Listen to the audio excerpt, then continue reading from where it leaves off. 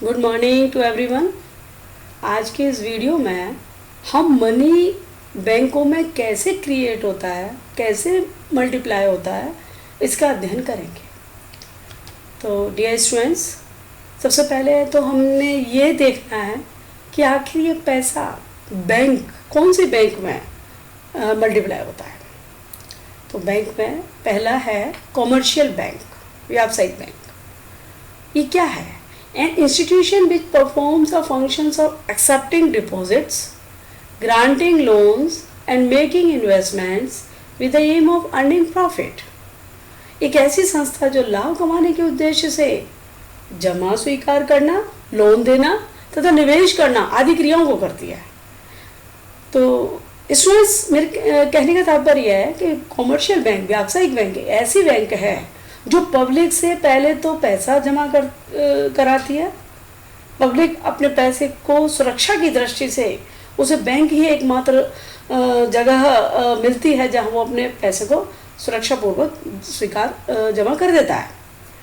अब उस सारे पैसे को कॉमर्शियल बैंक अपने पास संभाल के नहीं रखती, कुछ पैसा रिजर्व में रख के बाकी पैसे को वो आगे इन्वेस्ट करने के लिए दे देती है और लोन भी दे देती है जिस पर वो एक्स्ट्रा इंटरेस्ट लेती है। The rate of interest at which commercial bank accept deposits is known as borrowing rate.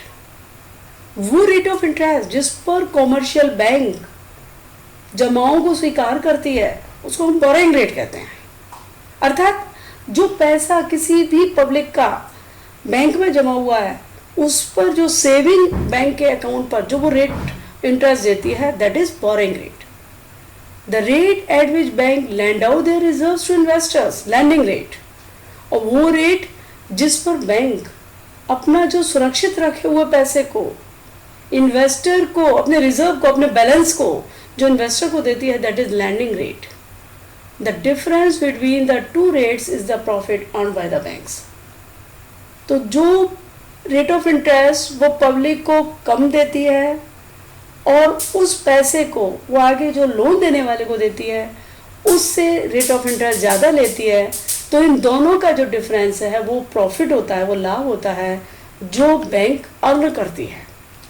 अब आगे हम पढ़ेंगे functions of a commercial bank. एक कॉमर्शियल बैंक के कार्य क्या है, व्यावसायिक बैंक के फंक्शंस क्या हैं। Number 1, accepting deposits. सबसे पहला कार्य है जमा स्वीकार करना। Main function of a commercial bank is to accept deposits. व्यावसायिक बैंक का सबसे महत्वपूर्ण कार्य पब्लिक से आए हुए डिपॉजिट्स को एक्सेप्ट कर लेना है, जमा को स्वीकार कर लेना है। अब कौन कौन से अकाउंट के माध्यम से किस किस तरीके से पैसा बैंक के अंदर जमा होता है। Number 1, current account deposit. Current account open किया जाता है, ये मैक्सिमम बिजनेसमैन के द्वारा खोला जाता है। इसमें कितनी भी ट्रांजैक्शन एक दिन में की जा सकती है और लिमिट के हिसाब से पैसा कभी भी किसी भी टाइम निकाला जा सकता है। कोई नो रेस्ट्रिक्शंस कोई नहीं होती, कोई पाबंदी नहीं होती, नो इंटरेस्ट। लेकिन एक बात ध्यान रहे कि करंट अकाउंट पर, जो करंट अकाउंट के पैसे पर कभी भी कोई भी इंटरेस्ट नहीं मिलता, bus service charge is taken. बल्कि जो सर्विस चार्ज, ये जो सुविधा मिली हुई है एक बिजनेसमैन को, वो उससे वसूल किया जाता है। सेकेंड, फिक्स्ड डिपॉजिट, सावधि जमा, in which amount is deposited with the bank for a fix period of time. इसमें अमाउंट बैंक में कुछ टाइम के लिए जमा कर दिया जाता है, 1 ईयर, 6 मंथ्स, 2 ईयर्स, और इस पर जमा किए हुए पैसे पर हाई रेट ऑफ इंटरेस्ट, एक अच्छी इंटरेस्ट मिलती है। Third one is saving deposits. अब पब्लिक जो सामान्यतः अपने पैसे को जमा करती है बैंक के अंदर, वो बचत खाता ही होता है, लो रेट ऑफ इंटरेस्ट। लेकिन इस पे पैसा तो सुरक्षित है, लेकिन इंटरेस्ट का रेट होता है वो कम होता है, जैसे just like 4% less than FD.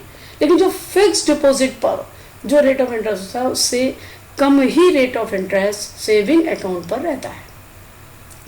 Second function क्या है इसका, कॉमर्शियल बैंक का, एडवांसिंग ऑफ लोन्स, ऋण प्रदान करना। After keeping cash reserve, the balance is given to needy borrowers. एक बात आप समझिए स्टूडेंट्स कि कॉमर्शियल बैंक में जैसे पब्लिक ने पैसा जमा किया तो वो 100% पैसा लोन को नहीं देते। इसमें आरबीआई के द्वारा जो निश्चित कर दिया था उतना परसेंट कैश रिजर्व में रखने के बाद जो बैलेंस बचता है वो जो ज़रूरतमंद उधार लेने वाले होते हैं उनको दे दिया जाता है। Interest is charge from them which is the main source of income, और उनसे फिर एक हाई मात्रा में, ऊंची मात्रा में रेट ऑफ इंटरेस्ट लिया जाता है जो उनकी इनकम का मेन सोर्स है। एक सोचने वाली बात आती है कि यदि वो ज़्यादा इंटरेस्ट लोन देने वालों से बैंक वसूल न करे तो बैंक कैसे पॉसिबल है कि केवल पब्लिक पैसा जमा करती रहे और उस पैसे को वो सुरक्षित पूर्वक उसको रखती रहे। तो बैंक का तो कोई बेनिफिट नहीं हुआ। तो उस पैसे को वो अपने पास 100% न रखकर 10% या 20% इंस्ट्रक्टेड बाय आरबीआई उसको रखने के बाद जो बैलेंस होता है वो आवश्यक जो नीडी होते हैं उनको लोन के रूप में दे देती है और उनसे एक ऊंची मात्रा में रेट ऑफ इंटरेस्ट वसूलती है जो उनकी प्रॉफिट का मेन कारण है। Third one is overdraft facility. ये भी बैंक में एक स्पेशली लोगों के लिए जितना उसके बैंक में पैसा है उससे ज़्यादा लेने का अधिकारी हो जाता है। ऐसा प्रोसीजर, ऐसी सुविधा बैंक द्वारा दी जाती है। Fourth one is discounting bills of exchange. ये विनिमय पत्र होते हैं, इनके अंदर क्या होता है, in which holder of a bill of exchange can get the bill discounted with the bank before maturity. ये अगर किसी व्यक्ति के पास किसी व्यक्ति को एक दूसरे व्यक्ति को पैसा देना है तो वो एक रिटर्न स्टेटमेंट, एक लिखित विनिमय पत्र दे देता है कि आप 2 साल बाद या 3 साल बाद इस पैसे को इस बैंक से ले लेना, ऑथराइज होता है। अब टाइम पूरा होने के बाद होल्डर जाता है और पैसा वसूल कर लेता है। लेकिन इसमें एक और अन्य सुविधा मिल जाती है, in which holder of a bill of exchange can get the bill discounted with the bank before maturity. एक फ़ायदा और होता है कि इस विनिमय पत्र का जो होल्डर है, जिसके पास ये विनिमय पत्र है, वो मैच्योरिटी से पहले भी बैंक से इस बिल को कैश कर सकता है।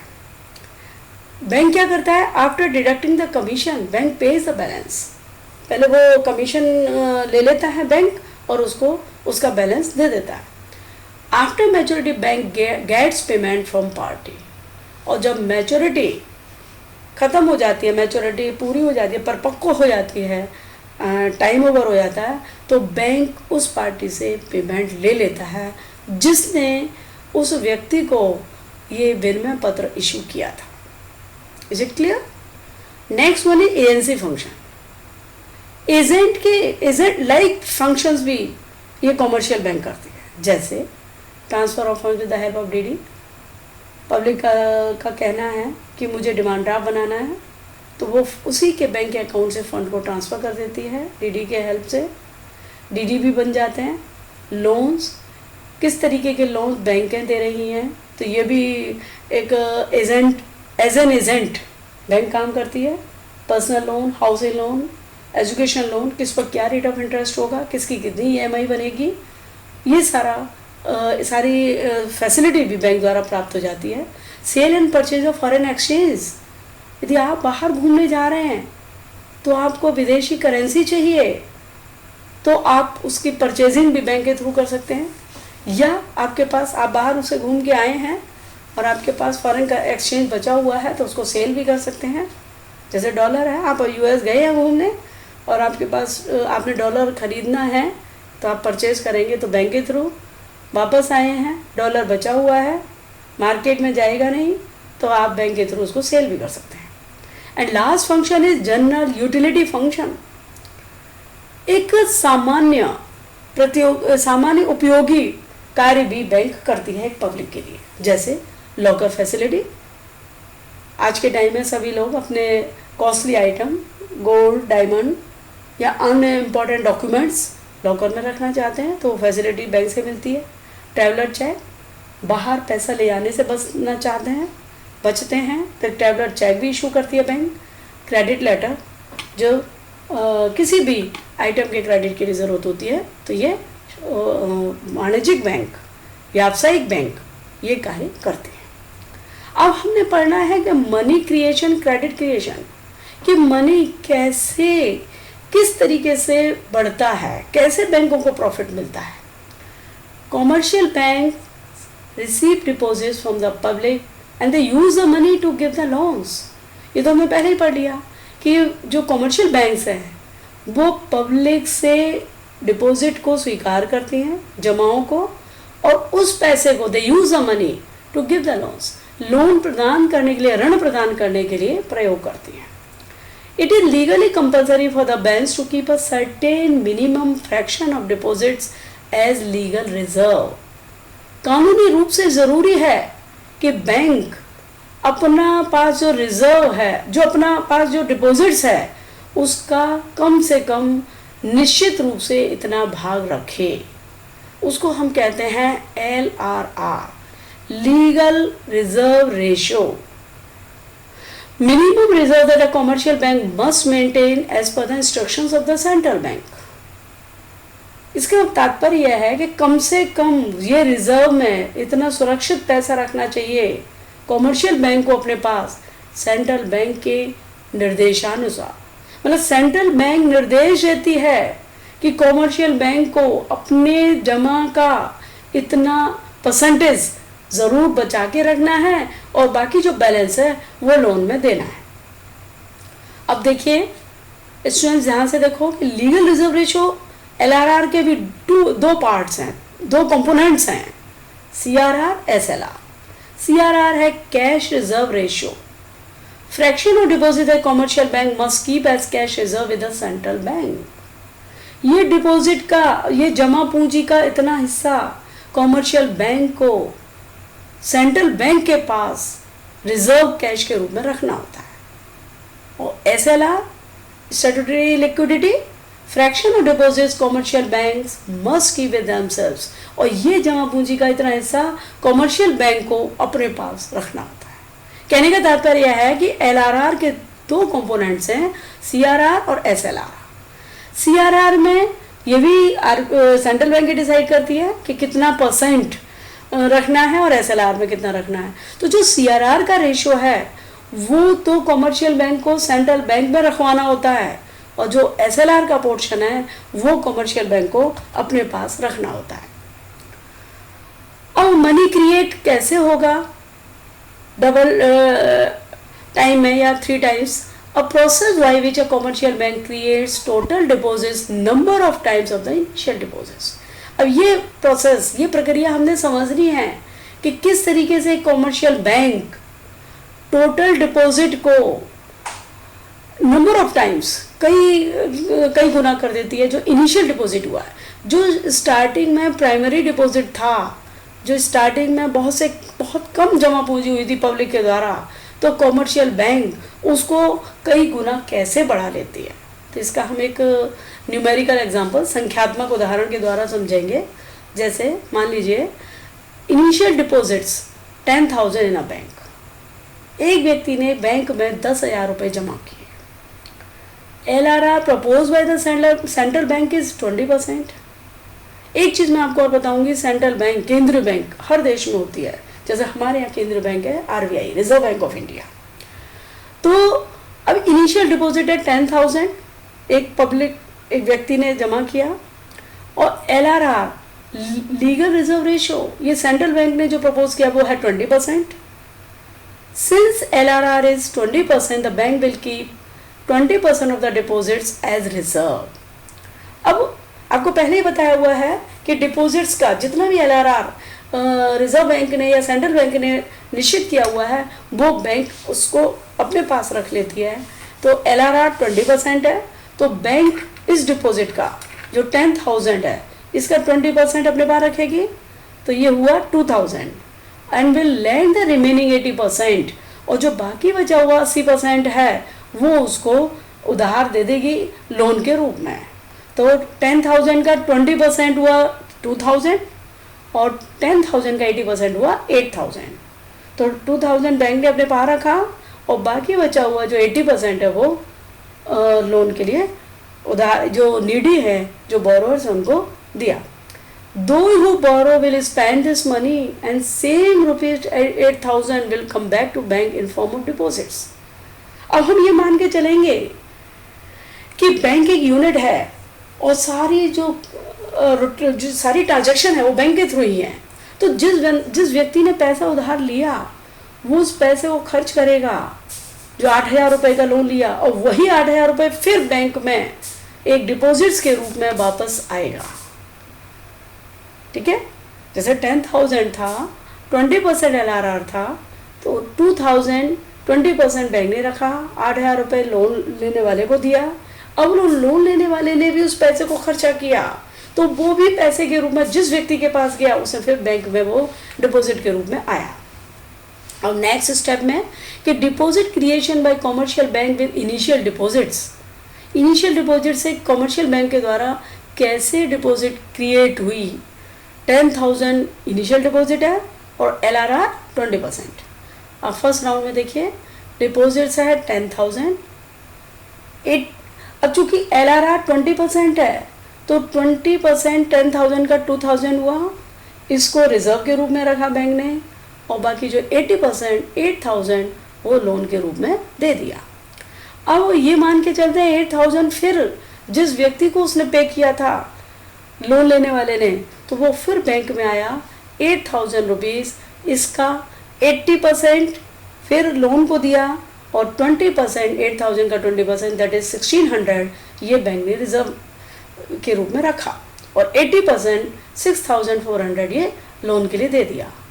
अब फिर वो 6,400 लोन लेने वाले ने जो पैसा खर्च किया वहाँ से फिर वो बैंक में ही आया 6,400, इसका 80% 5,120 ये लोन को दिया, और इसका 20% दैट इज 1,280 ये बैंक ने रिजर्व के रूप में रखा. तो ये प्रोसेस, ये राउंड चलते जाएंगे कब तक, जब तक टोटल डिपॉजिट 50,000 हो जाए. तो 50,000 का 80% लोन के लिए 40,000 और रिजर्व 10,000. अब हम ये कैसे सोचेंगे कि 50,000 क्यों होना चाहिए था. तो ये भी देखिए बच्चों, total deposit creation is equal to initial process multiplied by 1/LRR. तो 1/LRR का 10,000 इंटू 1/LRR कितना था 20%. तो 1/20%. अब इसको कैलकुलेट करने के बाद 5 आया. 10,000 मल्टीप्लाइड बाई 5 50,000. कहने का तात्पर्य है अगर LRR 20% है और 10,000 इनिशियल डिपॉजिट है तो जो डिपॉजिट क्रिएशन होगा टोटल वो फिर, क्योंकि LRR 20% है, वो 5 कैलकुलेशन होकर के 5 कैलकुलेट होगा, तो 10,000 का हम 5 से मल्टीप्लाई करेंगे तो ये हमारा टोटल 50,000 होगा. तो मल्टीप्लायर जो 1/20%. Thank you. ओके, मुझे आशा है कि वीडियो पूरी तरह से क्लियर हो गई होगी. आप इसको फिर से बहुत, ये एक क्वेश्चन ज़रूर आता है तो इसलिए स्टूडेंट्स इसको आप बार बार पढ़िए. बहुत इजी है. 6 मार्क्स का क्वेश्चन भी कई बार न्यूमेरिकल एग्जाम्पल का देते हुए पूछ लिया जाता है. तो आप इसको बहुत अच्छे से करिए. और कोई अगर प्रॉब्लम है, कोई डाउट है तो प्लीज़ कमेंट बॉक्स में ज़रूर दीजिए. Okay, thanks for today.